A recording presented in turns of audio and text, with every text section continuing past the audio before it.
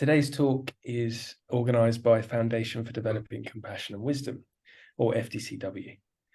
And FDCW is a non-profit dedicated to a kinder, wiser, more compassionate world. My name is Matt MacArthur, and I'm the Marketing and Communications Manager for FDCW. So today's session will last for about 60 minutes. We'll start with a 30-minute talk, followed by a 15-minute question and answer session, ending with a 15-minute guided meditation. So before we get started, a little bit of background on FDCW for those who are unaware. We offer courses, training and resources for developing a warm heart and a wise mind.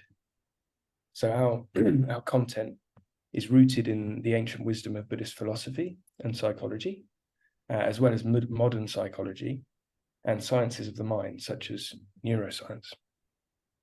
So our approach uncovers a deeper understanding of our mind, our inner world, and our reality, and explores how these are interconnected.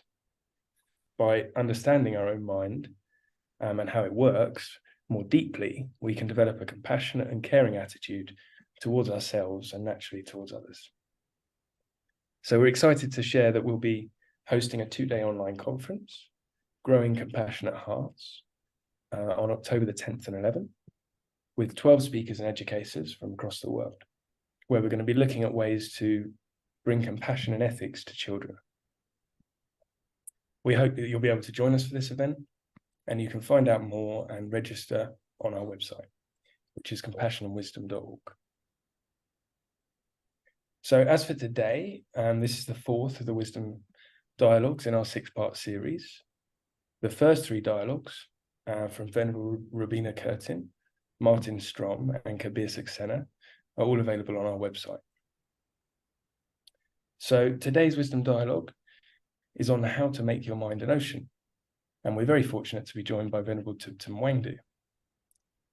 So Venerable Wangdu's been living at Tushita Dharamshala since last year and became the resident teacher there at the beginning of this year, leading the famous 10-day Introduction to Buddhism courses and other courses and retreats. He met the Dharma in 2012 and has lived in Dharma centers since 2015. He's led meditations for Tushita for several years and for 2 of the November courses held at Kopan Monastery with Venerable Robina and Geshe Tenzin Namdat. He completed the FPMT basic program and not so basic 5-year study program at Instituto Lama Tsongkhapa in Italy and at Nalanda Monastery in France, where we met each other and lived together for just over a year. So Venerable Wangdu is a very good friend of mine, and I'm thrilled to welcome him today. So welcome, Venerable Wangdu. Thank you so much for having me. It's great to be here. So a good place to start could be, what does it mean to make your mind an ocean? Yeah. To make your mind an ocean, what does that mean? This is a phrase that comes from Tibetan Buddhist Lama, Lama Yeshe Yeshe, who used this phrase in order to describe that if we really want to become eternally happy people, if we want to be peaceful and open-hearted people, we first need to understand our own minds, basically. We need to know our own mental attitude well, he would say, the functionings of our own mind, right? At the moment, although we might want to be open people, we might want to be compassionate and loving and open-hearted human beings, but the narrow mind is overwhelming us, he would say. Our minds are narrow at the moment, meaning that we have very concrete viewpoints, very fixed and solid ideas about ourselves, the people around us, our surroundings, how we perceive the world, and so forth, which causes us to be very easily agitated, right? We get very quickly uptight because the more we hold on to a fixed idea of how things should be, the easier we will get agitated and upset if things do not happen that way, right? So to make our mind an ocean means to widen our outlook. It means to widen and open our perspective, basically, based on understanding our mind, our own views, our own emotions better. seeing how does my mind actually work? How does my mind interpret reality? How do harmful states of mind, such as dissatisfaction, anger, craving, and so forth, arise in my mind? And how can I work with them to steer my mind into a more positive direction, to be able to experience less dissatisfaction in my life and cultivate a more genuine form of happiness, inner contentment? Yeah. For this, we need to look at the mind, basically. And there are, of course, many ways on how to approach this, what the nature of the mind is. But from the Buddhist perspective, which is my background, so to say, when we talk about openness, when we talk about well-being, contentment, a basic happiness as human beings, this is directly linked to our minds, to understanding our minds, because happiness really is something which arises from the mind. It does not arise from external circumstances as such, actually. You see, external circumstances, material things, our surroundings, even our relationships to people, they can be conditions for happiness. They can be conditions for pleasant experiences and contentment, but they are not the actual sources of that from the Buddhist perspective. The actual source of contentment and happiness lies within ourselves, within our own minds. And that is what I would like to talk a little bit about today, okay? So I think as human beings, as the Dalai Lama would often say, a statement that actually comes directly from the Buddha, he would say all sentient beings want to be happy and don't want to suffer, right? All sentient beings, meaning all human beings, all animals, every living being that has a mind wants to be happy, wants to be content and fulfilled, and wants to avoid the opposite, doesn't want to feel unhappy, discontent, and have problems. Right? That's a very basic aspiration that each and everyone shares, that we all have within us. And it's something very intuitive. It's something that we might be rather unconscious of maybe most of the time. But actually, if we really check our day-to-day actions of body, speech, and mind, behind every single thing that we do actually lies this motivation of wanting to feel good, wanting to feel happy and well, and not wanting to feel bad, not wanting to suffer, isn't it? From the moment we wake up in the morning, actually, what's the first thing we think? Coffee, cappuccino. If I get a cappuccino, I'll be okay, isn't it? And our second thought is phone. Did somebody write to me? You know, what's going on? Our actions of body, speech, and mind are immediately steered in wanting to feel good. We get up out of our bed, we go to the bathroom to relieve ourselves from suffering. And every single thing we do, every conversation we have, it is motivated by this wish of wanting to feel good and wanting to be happy. But given this situation, we very rarely actually stop and ask ourselves the question, well, what actually is happiness? What actually is well-being? What kind of happiness am I actually looking for in my life? What quality of happiness is it that I would like to experience in my life? Do we want just some short-lived, kind of incomplete temporary happiness that is there just for a short time and then goes away again, that doesn't last? If I ask you, who of you wants to be happy only for today and tomorrow finished? Who of you wants to be happy only for this week and next Monday finished, finito? 1 month, any takers? I think it doesn't take too much to see that basically our inner aspiration, our striving is to feel happy all the time.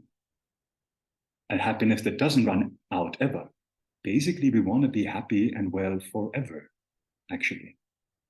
But rarely we check and ask ourselves the question, well, What causes such a happiness? Is it achievable? What brings it about? Where does it come from? And since I have had this wish for happiness for all my life, basically, have I achieved it?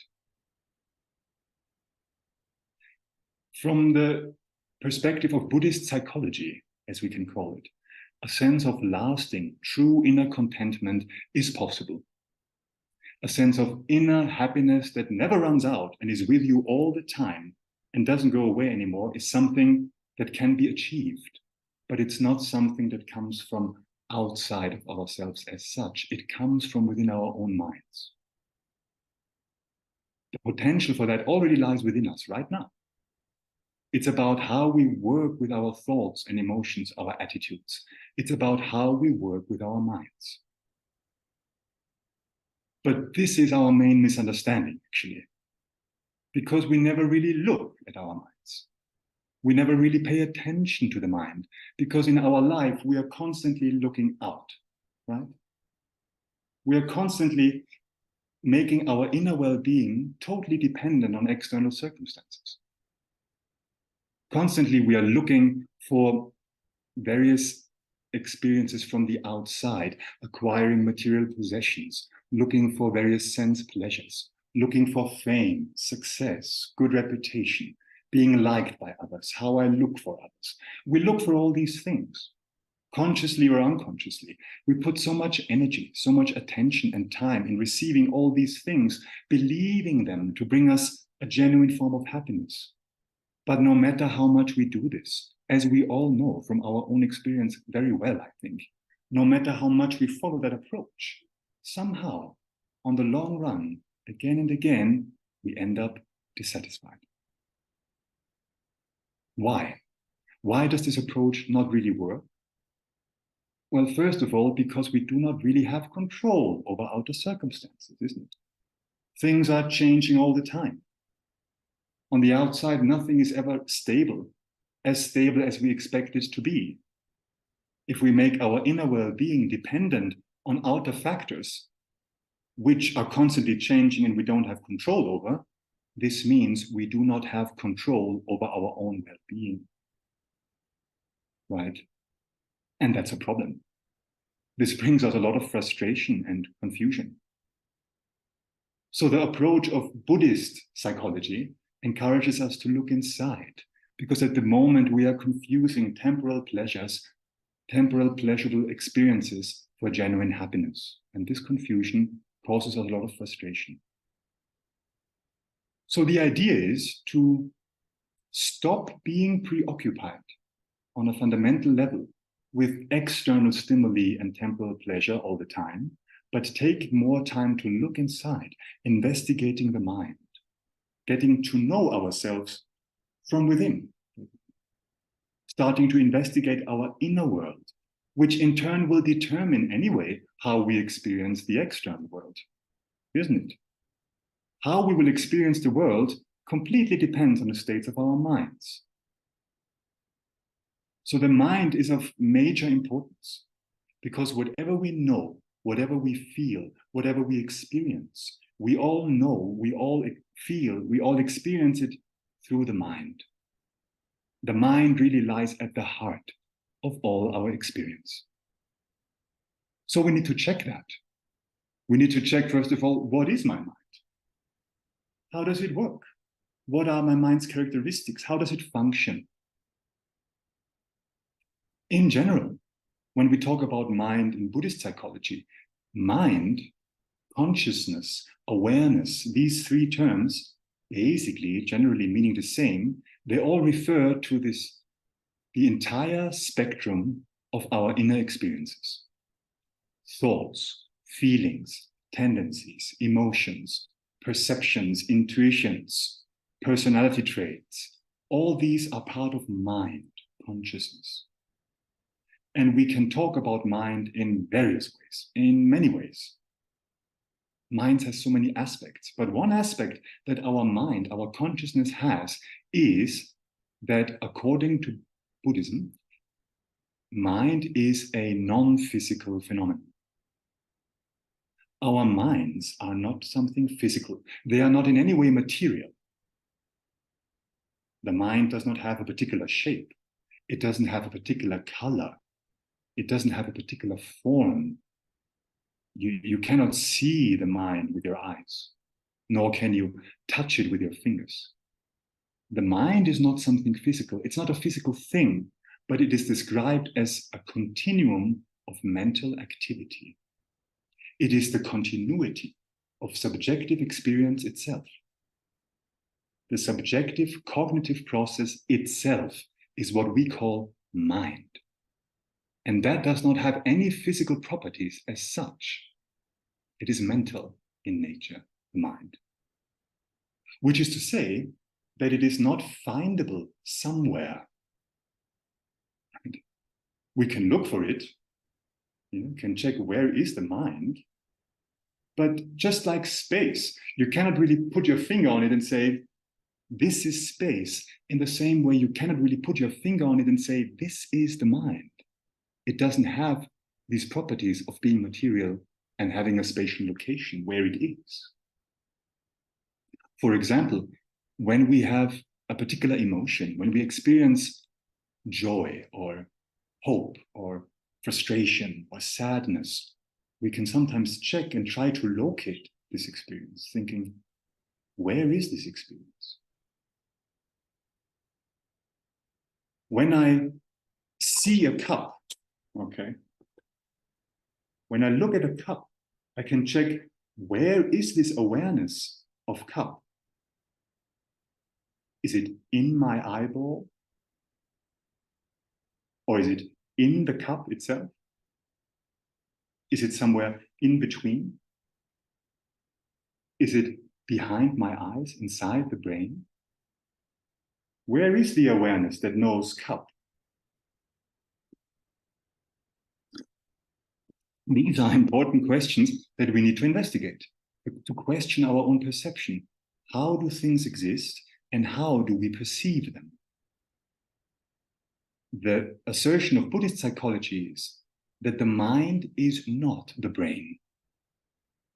The mind is not the brain itself, this physical mass of billions of nerve cells and neurons. It is not merely the function of the brain.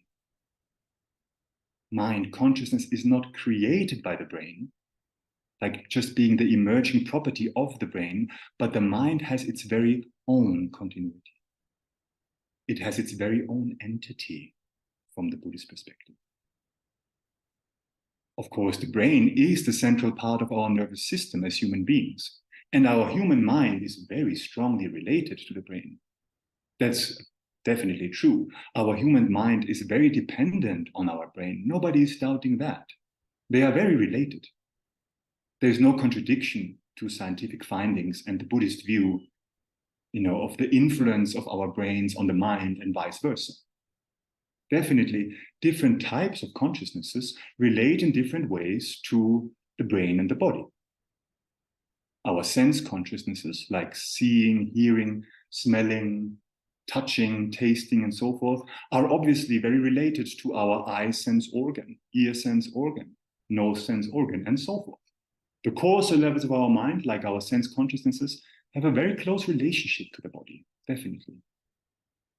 But the mind itself, cognition itself, especially when we talk about the subtler levels of mental consciousness, they are not something physical.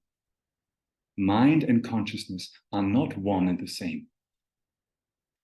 So within Buddhism, within Buddhist psychology, we have a particular definition of what mind is. And that definition is the following. We describe mind to being that which is clear and knowing. Okay. Mind is that which is clear and knowing, or sometimes translated as that which has clarity and awareness. So this definition has two parts. The mind is that which is clear and knowing. And the first aspect, the first part, meaning the mind being clear, the clarity aspect of the mind refers to the mind's nature. The mind, our mind, your mind, my mind, is by its nature clear. It's by its nature non-obstructive clarity. The mind, your mind is totally clear. Lama Yeshe would say. It has always been clean, clear. It is clean, clear right now, this very moment, and it always will be clean, clear in the future. Which is to say that whatever negative emotions might arise within our minds, they are not one with the mind. Okay. They just appear in the mind temporarily. Like a cloud in the sky passes through the mind temporarily, it's just there momentarily, arises and passes away. Our thoughts, emotions, memories, concepts, fears, whatever they might be, they just arise in the mind momentarily. They just appear. Due to the mind's clarity, we say, various things appear in the mind, and the mind reflects these phenomena. Just like a mirror reflects visual objects, in the same way, the mind has the characteristic to reflect phenomena, to reflect things. So if you have a mirror, as we all know, objects are reflected in it. Doesn't matter whether they are nice or not nice, whether they are beautiful or ugly, you know. Mirror, mirror on the wall, who's the fairest of us all? They are just reflected. The mirror doesn't really judge, does it? It simply reflects things. But the clarity of the mirror is never affected by what it reflects. It just reflects. Its clarity remaining the same. In the same way, the mind reflects things. And whatever arises in the mind, how disturbing it might be, whatever negative thought might come up, the mind's natural clarity stays unaffected. Just as an ugly thing is reflected in a mirror, it does not affect the mirror. It's not in the mirror, right? Likewise, a disturbing emotion appearing in the mind, it does not affect the mind's natural clarity. It just appears momentarily. Meaning, disturbing emotions, negative thoughts, how disturbing they might be, they are not the main character of our minds. That's the point. They can be taken away completely. By applying the right psychological methods, we can completely free the mind from any disturbing aspect. That is what meditation does. Working with our minds correctly does that. So that's the clarity aspect of the mind. The mind being clear and knowing. So knowing is the second aspect, which refers to the mind's function. The mind's function is to know, to perceive, in a sense, to engage with objects. Not only does the mind reflect phenomena, but it has the characteristic to engage in them, to know these objects, to perceive them and be aware of them. So the mind is clarity by nature, and its function is to know, to perceive. So going a little bit more into this first aspect of talking about the mind's clarity, when we say that our minds are clear, what this suggests is, from the Buddhist psychological perspective, that our negative emotions are not an innate part of our mind. Our disturbing emotions are not fixed in our minds. They are not set in stone, which is very good news, because we usually think me and my negative emotions are totally one and the same. They're totally inseparable. That's not the case. Our negative emotions, disturbing emotions, in Buddhist psychology, we use various terms. We call them delusions, mental afflictions, disturbing emotions, meaning factors in our mind which make our mind unpeaceful, which disturb the mind, which delude the mind. Things like anger, hatred, jealousy, pride, craving attachment, guilt, low self-esteem, fear, anxiety, depression, you name it. What we suffer from mentally, we call that disturbing emotions, mental afflictions. All of these are not a fixed part of our mental makeup. They can be separated from the mind. They can be removed. They can be stilled. They can be overcome. Because our mind's actual nature, being clarity, it is already peaceful. It is calm. It is spacious and luminous. That's the actual nature of our minds. But at the moment, this clarity is influenced by delusions. It is agitated by our mental afflictions. We say in Buddhist psychology philosophy, we would say the mind being by nature pure, it is temporarily obscured, temporarily defiled. Whereas these defilements are adventitious, they can be taken away. So sometimes we use various analogies in order to make that a bit more clear, to kind of get a taste of that. We often would say that the mind, our minds at the moment, are like boiling water, right? Boiling water. When you have a pot of water that is boiling, is any Italian here in the talk? You know how to boil your water to make your incredible pasta. We all know that. When you see boiling water in front of you, we know the characteristic of boiling water is it's completely agitated, isn't it? It's completely not staying still for even a second. It's boiling, it's dangerous, right? It's boiling because heat is applied to it, right? So when water is boiling, we cannot reflect our face in it. We cannot take a sip of water from it. It's in this boiling state. But we all know when we take the pot of boiling water off the stove, when heat is not applied to it anymore, and we put it aside, immediately, in a matter of seconds, the boiling stops, right? It's still very hot, it's still steaming, so you cannot take a sip from it yet, but the longer we let it rest and keep it away from the influence of the heat, the water eventually will cool down and its clarity becomes very apparent. We can reflect our face in it. We can take a sip of water from it. It nourishes the body and we can see the clarity of the water. Okay, that clarity of the water was always there. The clarity of the water was there while it was boiling. It didn't go away. The water was always clear, but it was just in a very agitated state. It's very similar with our minds. Our mind's nature is clarity, but at the moment it is boiling. At the moment it is agitated. It is boiling through the fire of our delusions, our jealousy, our pride, our craving attachment, our not letting go, our fear, our insecurities cause our minds to boil to an extent that we do not see its clarity at all. But when we take away the cause of the boiling, the heat of our own disturbing emotions, when we learn how to deal with the mind to overcome disturbing emotions, then the boiling will calm down and the clarity aspect of our minds will become more and more apparent. This we can do. This is possible. In the analogy, the heat aspect, the cause of the boiling, is an external phenomenon. There we can see that this analogy has its shortcomings because from the Buddhist psychological view, the cause of our agitation is internal. It's our own misconceptions, our own misapprehending of reality, which bring about delusions, attachment, anger, and so forth. It can be overcome. Another analogy that is often used is like that our minds are like the sky. Like when you look at the blue sky, here in India we have monsoon at the moment, so the blue sky is not very apparent.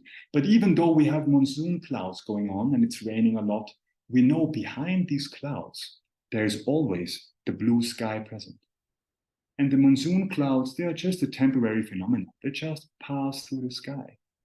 They are not of the same nature as the blue sky behind. They are just passing through the immense clarity of the sky. In the same way, our minds, the nature of our minds is like the vastness of the sky. And sometimes there is thunder clouds and there's rain and there's all kinds of things, weather phenomena happening, and we identify with them. We think, oh, this is really me, this storm, this is who I am. And we completely forget that actually the nature of who we are is that vastness, that openness, because we are so habituated to identify with the clouds, you see. But the clouds are just temporarily there. They just pass through. Whereas your actual nature is that openness, that sky-like nature of your mind, is who you actually are. Okay. This is how we think about it. So this suggests that a state of total peace, of inner clarity, to bring that about, to manifest that within us, is possible because the basis for this is already here. The basis is there.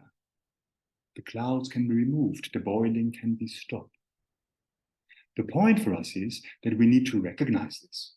You know, we need to begin to recognize that our minds actually have the potential to become clear and apply the right methods to stop the boiling of our minds. The problem is we never really do it because we are so fascinated by the outside.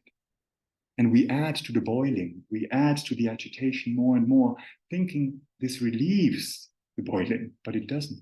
It just is another condition that creates more excitement. You see what I mean? So to do this from within, to getting to know our minds better, stilling the mind, knowing that the mind can be worked on, can be shaped into any shape we like, as Lama Rinpoche would often put it. Due to its clarity, its clear nature, this is possible. And I think it's important to recognize this. As Lama Yeshe would often say, your nature is not negative. On the opposite, your actual nature is purity, is openness, is clarity. It's just obscured by heavy blankets of concepts that cause us again and again to react in ways that are emotionally harmful for ourselves and others. So it's necessary to start to learn methods of how to clean our inner landscapes, to look inside and work with our minds, apply ourselves to this process internally. That is what meditation is for. This is what meditation, first of all, learning about the mind and then applying these methods in practice, what we can do for us and others. So it's actually possible to open our hearts and minds completely. The nature is there. It's possible to make our mind an ocean if we pay attention and learn how to do that, basically. Am I talking too much? Matt, what do you think? That's great. Thank you. I mean, thanks for such a clear overview of the mind. I really enjoyed the idea of taking away the cause or heat from boiling water to return it to its natural state in the same way, kind of removing these unnatural states from our. So, should we move into some questions? Sure.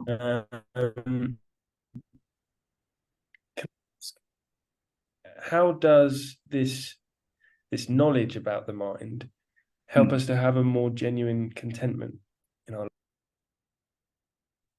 Yeah. This knowledge, when we realize, that the source of contentment is actually not outside, but actually lies within us, and that our minds are workable, that we can mold our minds into any shape we like. When we kind of recognize this, when we're like, whoa, this is actually a possibility, then we feel more naturally inspired to discover this, to change our habit from being so overly outward looking and so fascinated by temporal pleasures out there, to turn that around and focus more inwards into our inner treasure, what's already here, which will on the long run positively influence our ways of thinking, our ways of reacting to the world, which then moves into our actions, which will then positively influence our surroundings and other people surrounding us as well. So I think when we check the mind, becoming more familiar with our own thoughts and emotions by checking within, then we can see, okay, there are positive, healthy, reasonable ones, reasonable thoughts that I want to increase and cultivate in my mind. But there are also unhealthy, unreasonable, destructive states of mind, which I would like to diminish since they cause me and others suffering. It's just that at the moment we can't control them. They are completely going berserk in our minds. Our minds are like a salad. We don't really distinguish between constructive states of mind and harmful states of mind. So we need to check and develop the wisdom that can distinguish, this is harmful, this is not good for me and others. And this is beneficial. This is constructive in our own minds, you see. And for that, we need to learn how to analyze our thoughts, to see them clearly, to see, okay, just because a thought arises within me doesn't mean it's true, right? We have to say, don't believe everything you think. We have to be a bit more skeptical, like, this is an emotion coming up here. What's going on here in me? Before I let it out or suppress it. There's a third way. Check it. What is this? To deal with the emotion in the mind first, with the tools that we learn in meditation. Of course, this demands a lot of work. It's not easy to develop this skill, but we do need this inner wisdom that distinguishes that if we want to become more the masters of our mind, the control of our mind, instead of being always the slaves to our mind, which does not allow us to be content anymore in life, I think. So it's talking about wisdom. I mean, what is the role of wisdom then in our mental development? I mean, and what is wisdom? What do you mean by wisdom? Yeah, wisdom. Wisdom is the opposite of confusion. Wisdom means seeing things clearly, seeing things as they are. When we are wise, then we see things clearly, as they exist. At the moment when we begin to analyze our own views, analyze our own mind, we will quite quickly come to the conclusion that currently we do not see things very clearly. We are confused with respect to how things are. As far as the Buddhist approach is concerned, at the moment, our minds are actively misapprehending reality. We say our minds at the moment are mistaken with respect to how things are. And this is why we have dissatisfaction. This is why we suffer.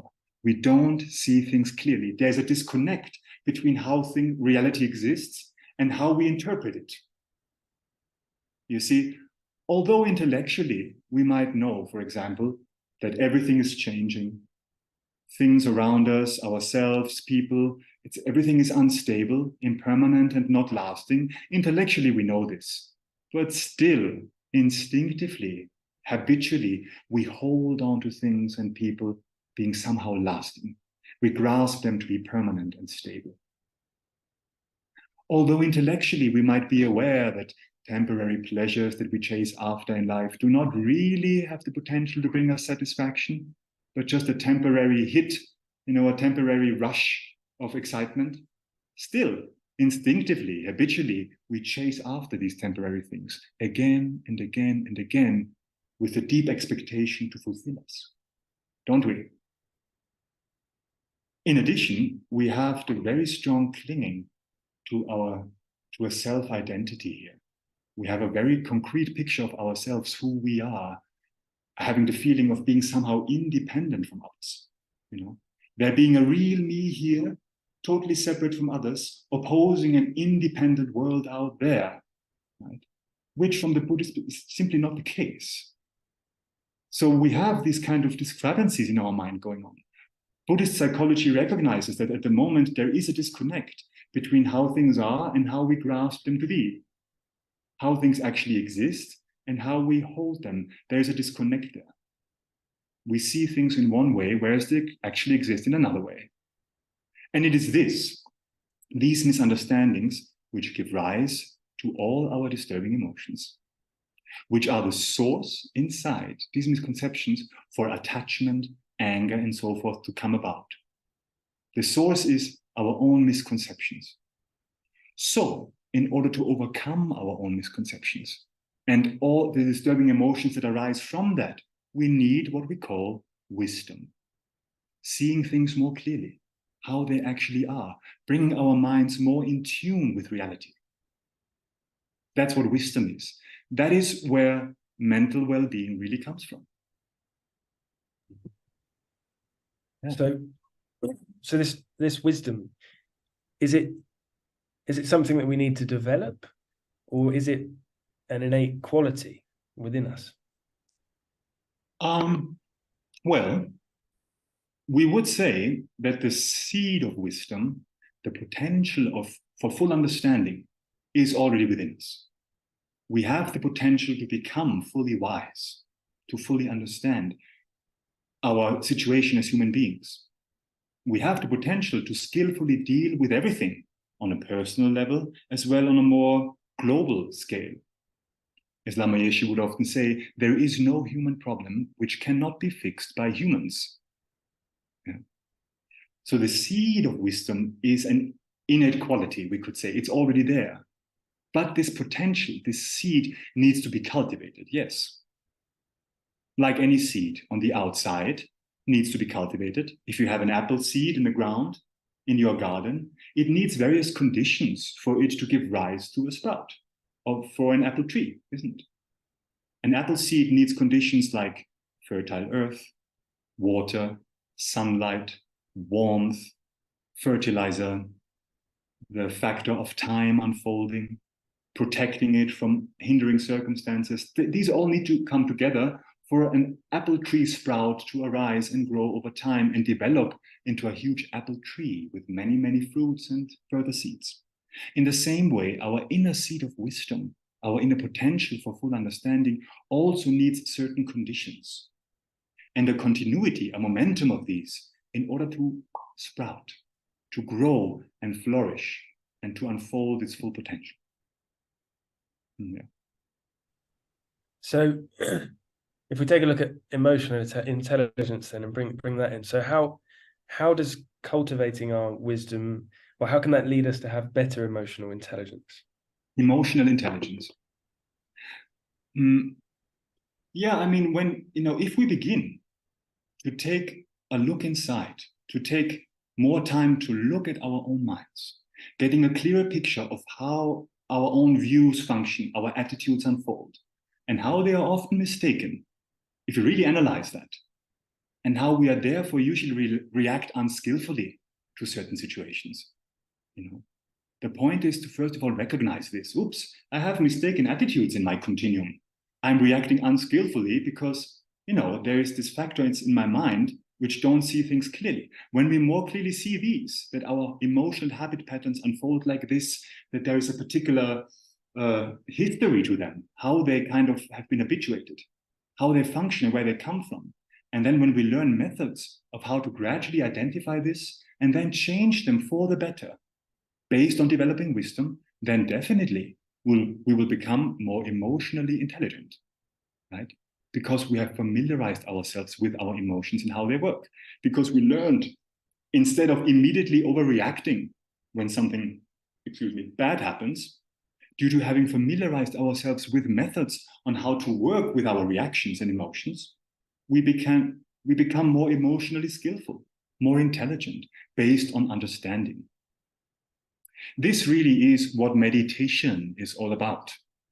That's really it. Meditation really is simply a very fancy word, meaning familiarizing ourselves, meaning getting to know something, habituating ourselves with something.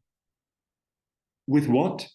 Well, with our own minds, its characteristics, how it functions, how it works, and then habituating ourselves slowly, step by step, with positive mind states, such as kindness, compassion, joy, confidence, patience, generosity, serenity, wisdom, and learning techniques on how to increase these inner positive qualities. And doing so by way of identifying and acknowledging also our harmful states of mind, our disturbing emotions, such as attachment, greed, anger, pride, jealousy, low self-esteem, anxiety, and cultivating techniques of how to work with them and gradually decrease them. So therefore, we can really say that meditation, basically, apart from being something, mystical and otherworldly and something far out there, it just means a series of practical, very sophisticated psychological techniques on how to work with our state of mind, to cultivate the mind. That's what it is.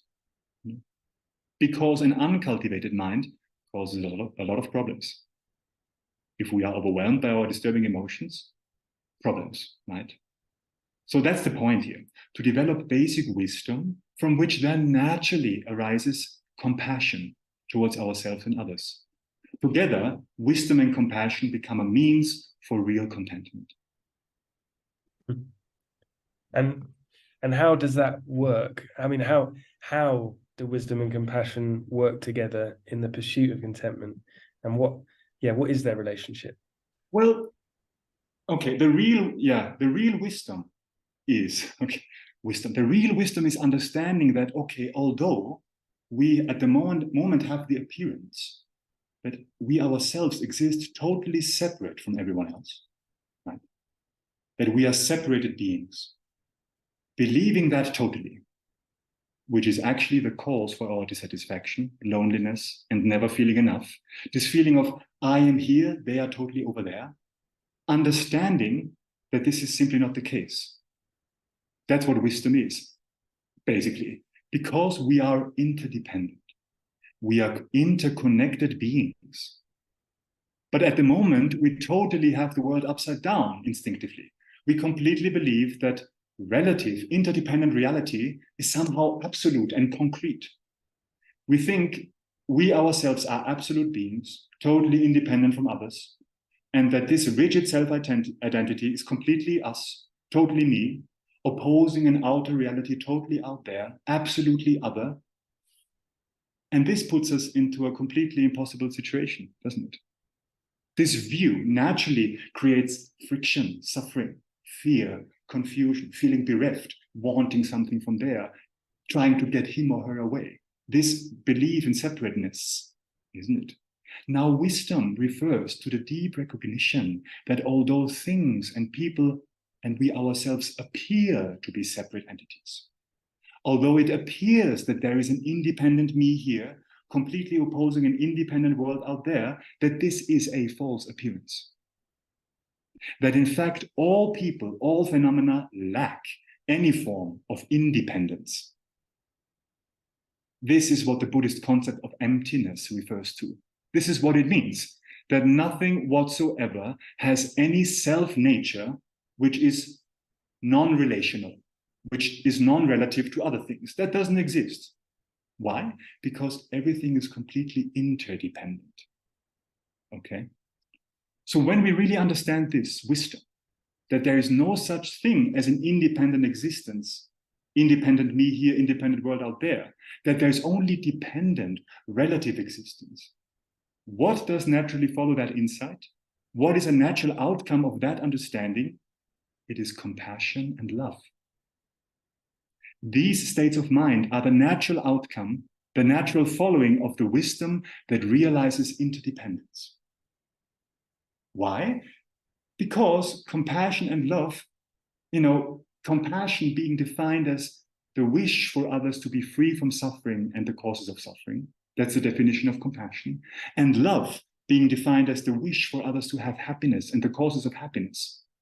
These two automatically, spontaneously will arise when we see, oh, my happiness depends on your happiness. Wow, my own well-being depends on others' well-being. There is no fixed separation between us as such, isn't it? We are dependent here as one human family, one brothers and sister human being family. So when we see that, just as for example, when I break my ankle, okay, I break my foot, automatically my two hands will go there and stabilize the ankle, won't they? My hands will not wonder, shall I stabilize the ankle? Should we benefit the ankle? The ankle never benefited us, so why should we benefit the ankle? No, that's not what's happening. Without a moment's hesitation, the hands will go there and stabilize the ankle, don't they? Because we know that the hands and the ankle are part of the same body. In the same way, when we realize interdependence, interconnectedness, that all living beings are interconnected, then automatically the wish for others being free from suffering and having happiness will come about. We want to help them. We want to benefit them because we realize we are all part of the same body of life, the same body of existence, as Shantideva would say, the great 8th century Indian scholar yogi. Right? So in the same way, this is what wisdom then means, When we really have realized interdependence, love and compassion clearly become an outcome of that, are a natural expression of that understanding. This is why love, compassion, and they are called valid mind states. They are in accord with the interdependent nature of reality. Whereas attachment, greed, anger, resentment, all our negative states of mind, they are self-based. They are based on the ignorance that thinks I am here, you are there, I want this from you. They believe in separateness, which doesn't exist. They are built on delusion. They are called delusions, therefore. They are non-valid mind states. They are delusional, not in accordance with the interdependent nature of reality. So therefore, they need to be overcome if we want to be happy, because they bring suffering. They are disharmonious. They create friction. Whereas love, compassion, create harmony, unity, based on the wisdom that clearly sees unity. No? So this is how wisdom, realizing interdependence, and compassion and love go together.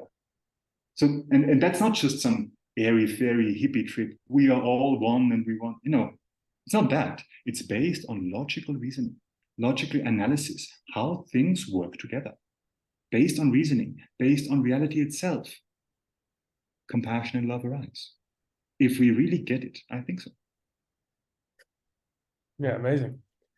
Thank you. I mean, we've gone a little bit over time in terms of our dialogue. No, I mean, it was fascinating. So thanks for sharing. Yeah, lots to think about and take away there. I mean, maybe you mentioned meditation earlier, and how that can really help us to develop this wisdom, develop a deeper understanding of our minds. So maybe that's, a good time to take a look at one now. Would you be happy to guide us in a meditation? Sure. We can do a brief one, like for 10 minutes, you think? Do we have that? Yeah. Yeah, we've got about 8 minutes. I'm sure if it goes to 10 minutes, we can go a couple of minutes over. That's no worries. I'll try to push it down to 8 then. Great. Okay. Sure. All right. Thank you. Okay, yeah. Maybe just to get a little taste of our own minds, maybe, and how our minds interpret reality and how we interpret our minds, we can simply take a moment to find a comfortable position with the way we sit.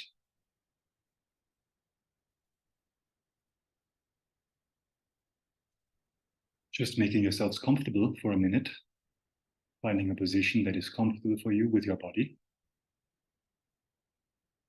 Sitting in an upright way, in a relaxed manner.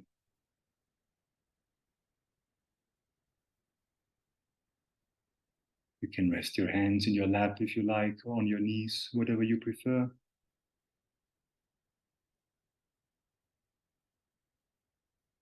Having your chest open, the areas of shoulders and neck relaxed and soft.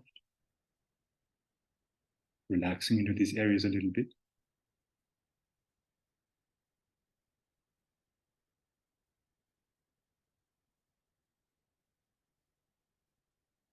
If you want, you can close your eyes gently, relaxing all the muscles in the face.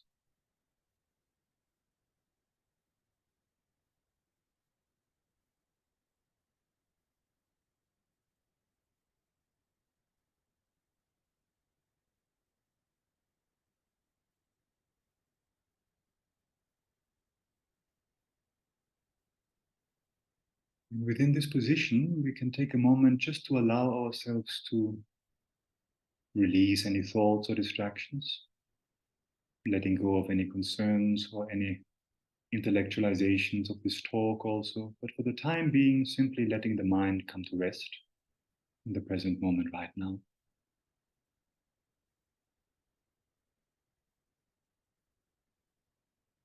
Becoming aware of your body, how you sit in this relaxed way, and taking a deep breath or two, just becoming present with every in-breath and relaxing deeply with the out-breath, becoming at ease in the present for a few moments.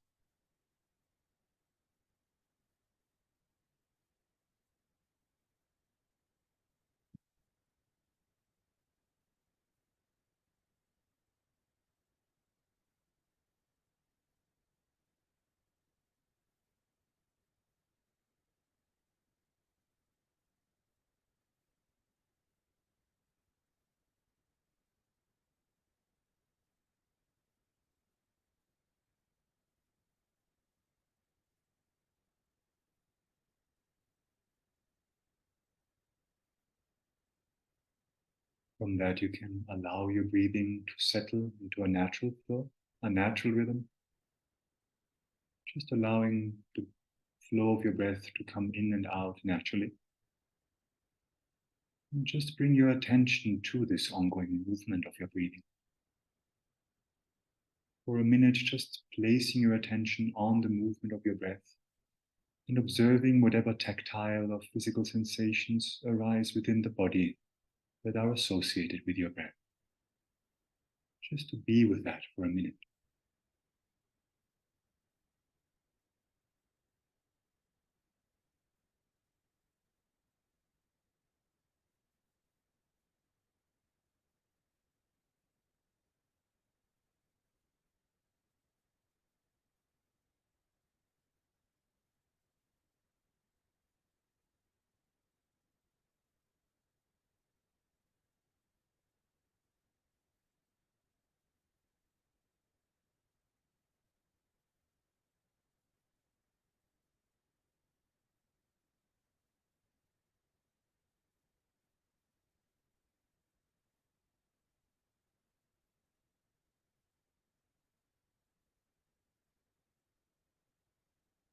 And now, as you are observing the breathing, for a moment, just become aware of what it is that is observing your breathing, which is your mind.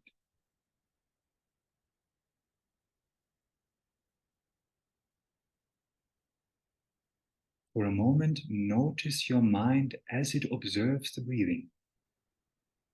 And just get a sense of the quality of your mind that observes. No, there's something within you right now that is aware of the breath this moment. What is that? For some time, just become aware of that, this quality within you that is simply aware, that perceives this moment, the breathing.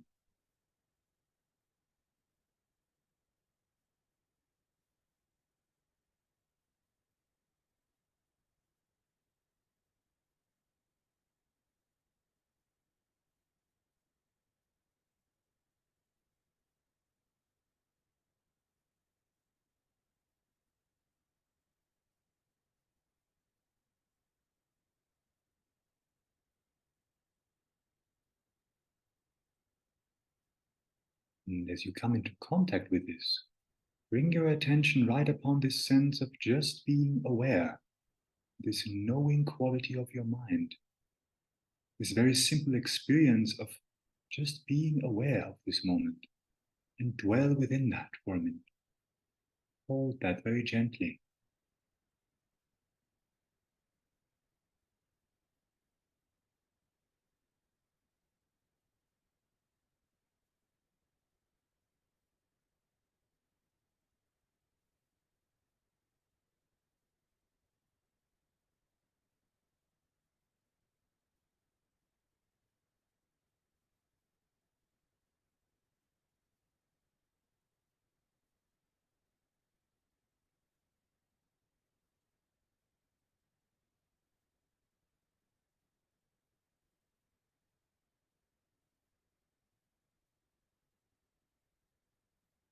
From this, for a short time, you can simply begin to who is my mind?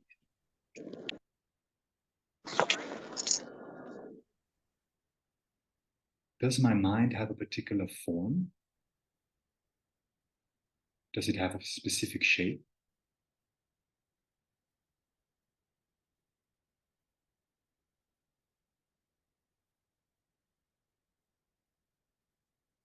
Does my mind have a specific location?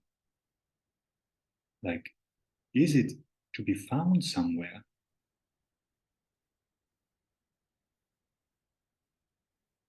You can check, where is this knowing quality within me? And look closely in your own experience.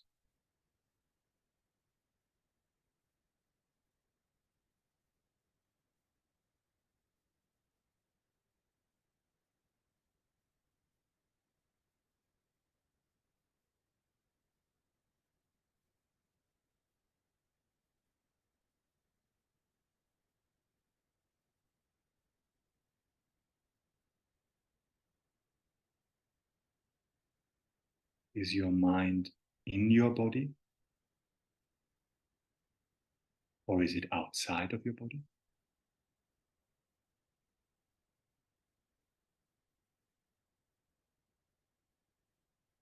Can you find it somewhere?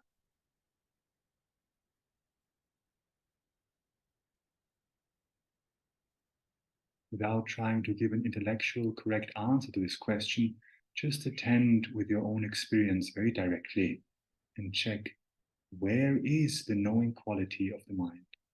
Where is the mind?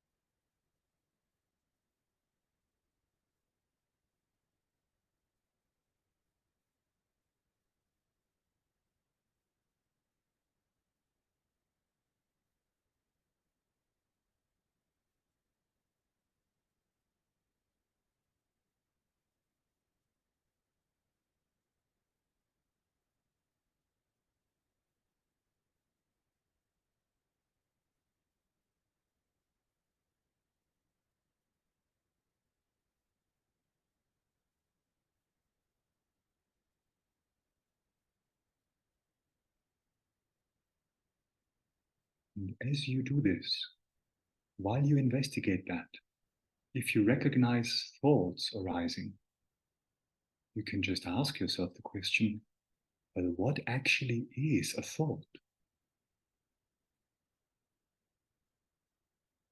Have you ever seen a thought? Ever looked at a thought? What does it look like?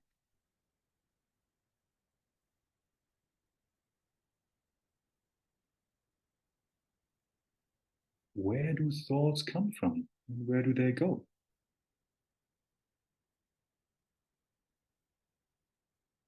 For another minute, you can simply watch your thoughts arising and passing. And instead of engaging in them, just observing their nature, what they do, just looking how they arise and pass, without identifying with them in any way. Just watching your own thoughts, being aware of them.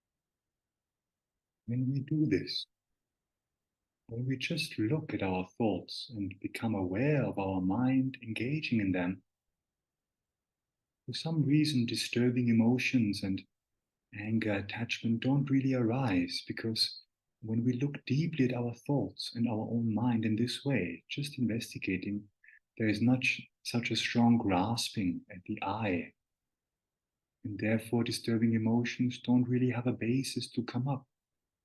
The mind becomes more open, clear with practice. Without nourishing thoughts, especially negative thoughts, if we don't identify with them, but just observing their nature, somehow there's a lot of space. And this space is already peaceful and doesn't need anything.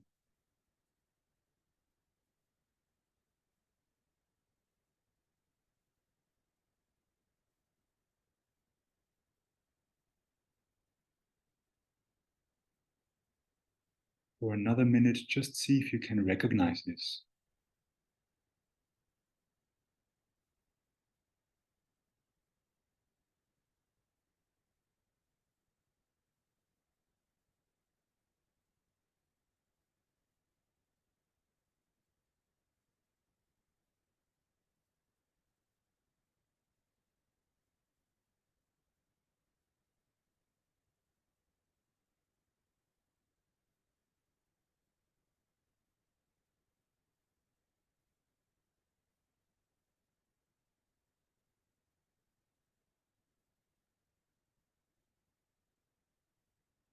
From this, slowly we can bring this contemplation to a close and end this meditation.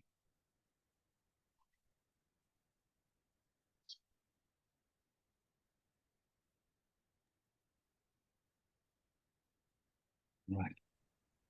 Okay. Sorry, we're really a bit over time. That's what happens, no? Yeah, but that was a nice way to end. So no, thank you so much. I mean, yeah, thank you for such an inspiring teaching and for Thank you so much. thought-provoking practice. So yeah, and thank you to everyone for attending. I had a couple of questions before we go, just asking about whether the recording will be shared. And yes, we will share the recording afterwards for anyone, so that you can share with anyone who missed it. And just to say, FTCW is a non-profit, so if you do feel obliged to help us continuing our mission to kind of share and spread compassion and wisdom, then please do feel free to make a contribution towards us. Thanks so much for what you're doing. Incredible. Thank you very much. Thank you so much, Venerable. We really enjoyed it. Thank you. Lovely. Thank you also. Thank you, Matt. Okay. Bye.